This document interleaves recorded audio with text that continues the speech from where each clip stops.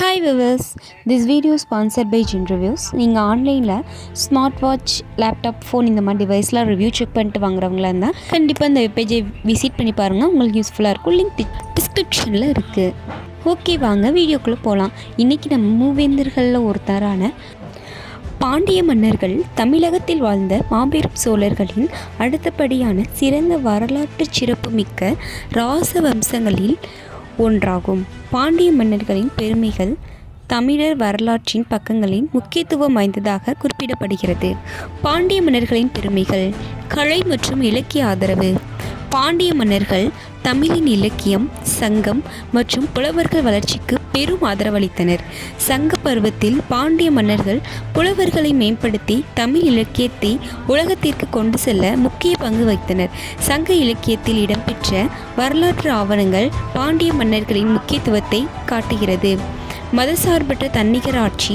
பாண்டிய மன்னர்களின் ஆட்சி காலத்தில் தனித்தன்மை கொண்டிருந்ததாக சைவம், வைணவம் மற்றும் பிற மதங்கள் ஆகியவற்றிற்கு அடிப்படையற்ற விரோதத்தின் இருந்தது. பாண்டிய மன்னர்கள் வெளிநாடுகளுடன் வணிக உணர்வுகளை பரப்பினர். குறிப்பாக ரோமன், கிரேக்கம், சீனம் போன்ற நாடுகளுடன் வாணிப தொடர்பு இருந்தது. இலங்கை, தெற்கு ஆசியா போன்ற நாடுகளுடன் கடல் வர்த்தகம் செய்து தங்கள் பொருளாதாரத்தை வலுப்படுத்தினர். பெருங்காயம், மஞ்சள், முத்து போன்ற பொருட்கள் பாண்டிய நாட்டில் இருந்து ஏற்றுமதி செய்யப்பட்டது.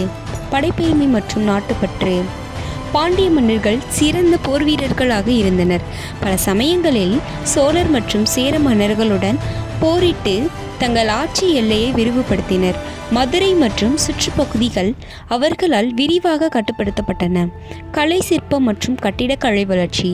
பாண்டிய மன்னர்கள் கட்டிடக்கலையில் அபராத நுணுக்கத்தை கொண்டிருந்தனர். மதுரையை தலைநகரமாக வைத்த பாண்டியர்களின் அழகிய கோயில்கள் மற்றும் சிற்பங்கள் உருவாக்கியுள்ளனர். மதுரை மீனாட்சி அம்மன் கோயில் இதன் மிகச்சிறந்த உதாரணமாக கருதப்படுகிறது.